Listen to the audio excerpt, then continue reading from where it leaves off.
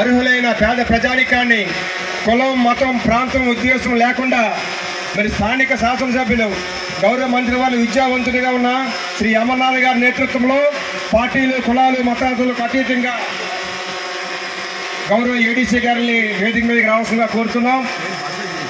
గౌరవ ఏడీసీ గారు శ్రీనివాస్ అన్న,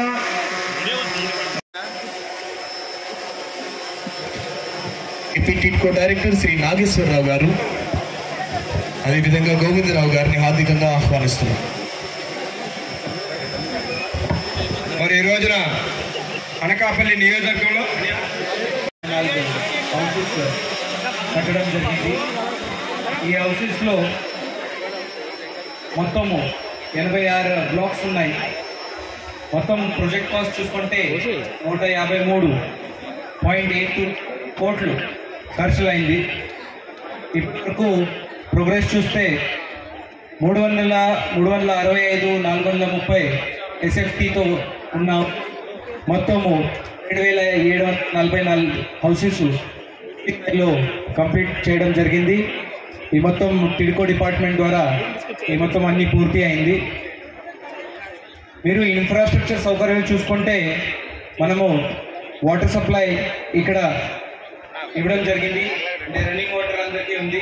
అదేవిధంగా రోడ్స్ సదుపాయాలు చేయడం జరిగింది. డ్రైన్స్, సివరేజ్, STP కన్స్ట్రక్షన్ చేయడం జరిగింది. అదేవిధంగా ఎక్స్టర్నల్ ఎలక్ట్రిఫికేషన్ కూడా చేయడం జరిగింది. కొంతమంది 448 మందికి బ్యాంక్ టైఅప్ అది కూడా ఫెసిలిటేట్ చేయడం జరిగింది.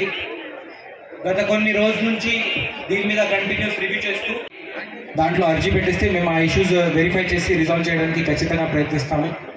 మీరు అందరూ ఇక్కడే వచ్చేందుకు మీ అందరికీ ధన్యవాదాలు తెలిపిస్తూ గౌరవ మంత్రి గారు, వైవిశ్వరెడ్డి గారిది, ఎంపీ మేడం అందరిది ధన్యవాదాలు తెలిపిస్తూ సెలవు తీసుకుంటాం. Thank you very much. మనకి కంటిన్యూస్ ఇది రివ్యూ చేస్తూ ఇది కంప్లీట్ చేయమని ఆదేశాలు ఇచ్చినప్పుడు టిడ్కో డిపార్ట్మెంట్తో ఫాలోఅప్ చేసేసి అన్ని ఇన్ఫ్రాస్ట్రక్చర్ ఫెసిలిటీస్ ప్రొవైడ్ చేస్తూ అన్ని హౌసెస్ గౌరవనీయులైన వైవిశ్వరెడ్డి గారు వచ్చి ఈ ఇనాగ్రేషన్ సెరమనీకి మంచి ప్రోత్సాహం ఇస్తున్నారు.